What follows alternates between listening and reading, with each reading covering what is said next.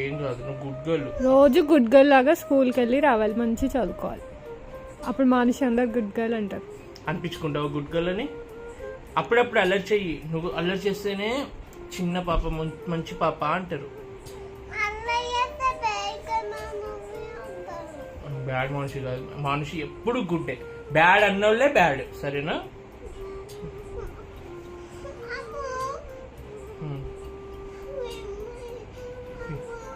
ఎవ్వరు బ్యాడ్ అన్నా పట్టించుకోకు. కానీ నువ్వు ఒక్కటి చెప్పు, మంచి చదువుకుంటావా?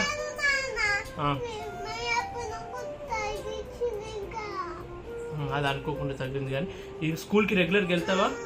ఏడవద్దు. బట్ నేను 10 days తర్వాత షిప్ ఎక్కుతాను. అమ్మ, మీ మమ్మీని విడిచిపెట్టినందుకు నాకు బాధ లేదు, నిన్నే విడిచిపెడుతున్నందుకు బాధగా ఉంది. షిప్ ఎక్కుతా. నువ్వు నాతో వస్తావా షిప్కి? మరి